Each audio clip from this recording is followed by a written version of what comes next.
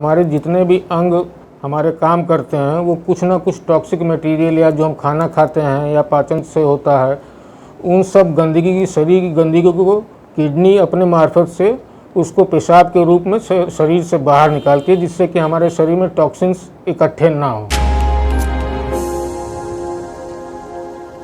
किसी को बहुत सीवियर डिहाइड्रेशन है, उसमें किडनी फेल हो सकता है। किसी को मान लीजिए पथरी है, कई सालों से वो इलाज नहीं करा रहा है, उसकी वजह से अगर वो उसका हाइड्रोनेफ्रोसिस हो गया, किडनी सूज जाती है एक तरीके से आप कहें तो, अगर वो सूज गए तो उसकी वजह से हो सकता है।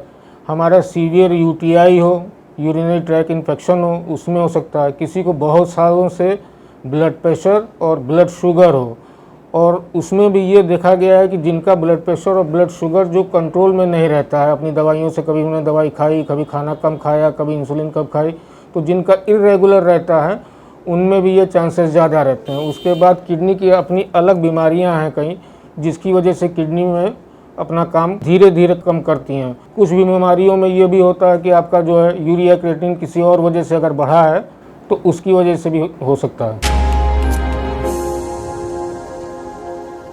किडनी की बीमारियों में सबसे पहले तो आपके पैरों में, चेहरे पे सूजन आएगी, पेशाब में कमी आएगी, पीछे की तरफ दर्द क्या होगा, आपको थोड़ा सा भूख कम लगेगी, आपको अनईजीनेस रहेगा, आपको थोड़ी थकान महसूस होगी, थोड़ी सांस लेने में भी कभी कभी इसमें दिक्कत आ सकती है आपको। किडनी के बीमारी में जो हमारी जांच होती है, ब्लड की जो जांच होती है, उसमें सबसे मेन होता है यूरिया और क्रिएटिनिन, ब्लड यूरिया और सीरम क्रिएटिनिन। ये जैसे जैसे बढ़ता जाता है ब्लड में तो आप समझते जाइए कि ये किडनी आपकी खराबी की तरफ जा रही है। तो मेरा सबसे पहला उद्देश्य ये होता है कि किसी भी मार्फत से हम यूरिया और क्रिएटिनिन को कंट्रोल में रखें। यूरिया क्रिएटिनिन को कंट्रोल करने के लिए कुछ हम दवाइयाँ देते हैं। फिर अगर कोई आदमी पानी कम पी रहा है तो हम उससे कहते हैं कि उसके वजन के हिसाब से आप कम से कम 2.5 से 3 लीटर पानी रोज़ाना पीछे।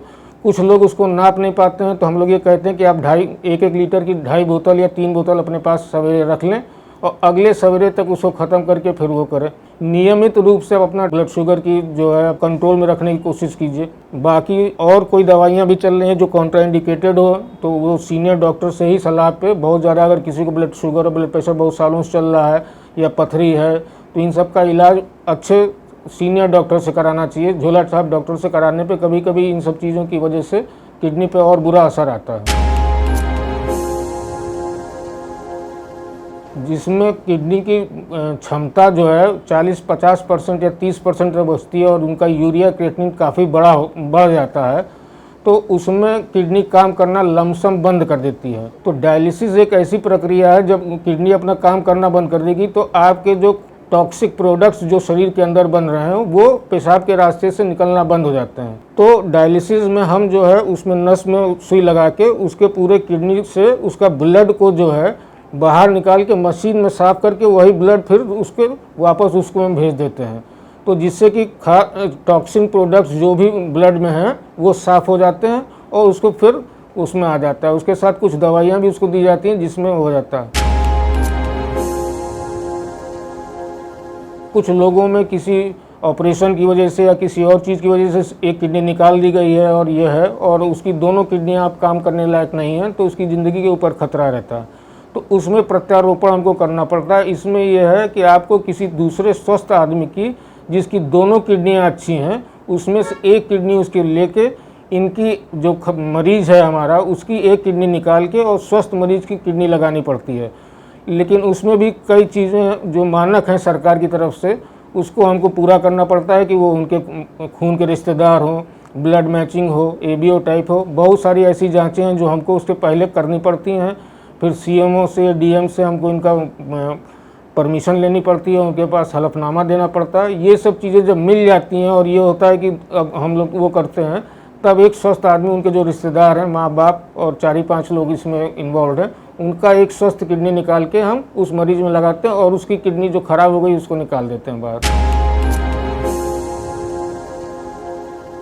अगर आपको अपनी किडनी को स्वस्थ रखना है या आप उसको मोटा मोटा आप इस तरीके से समझिए कि आपके पूरी शरीर को स्वस्थ रखना है, तो सवेरे उठ के आप थोड़ा सा व्यायाम, एक्सरसाइज, योगा या जो भी जिस तरीके का बस जिम करना चाहें वो करें। नियमित रूप से 2.5 से 3 लीटर पानी पिएं। बहुत ज़्यादा जो है इस तरीके की कोई दवाइयाँ ना खाएं जो उसमें हानिकारक हों।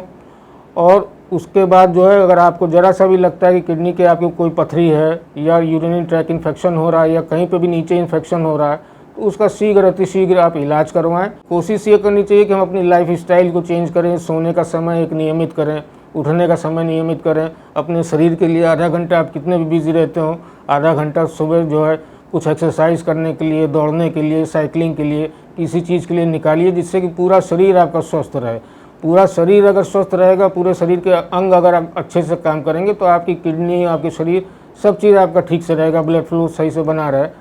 तो मेरा यही है कि मूल मंत्र ये है कि आज की डेट में 40 साल के बाद कोई भी व्यक्ति है तो कम से कम आधा घंटा उसको अपने शरीर के ऊपर देना चाहिए। नियमित रूप से तय समय पर सोना चाहिए, तय समय पर उठना चाहिए। गलत चीज़ों का, जैसे शराब है, तंबाकू है, इसके भी सेवन से किडनी पे असर पड़ता है। और अगर ये सब नहीं करेंगे तो एक हेल्दी आदमी के अंदर ही हेल्दी किडनी रहती है। अगर शरीर आपका बाहर से किसी और चीज़ से भी बीमार है तो किडनी पे भी आपको असर करेगी।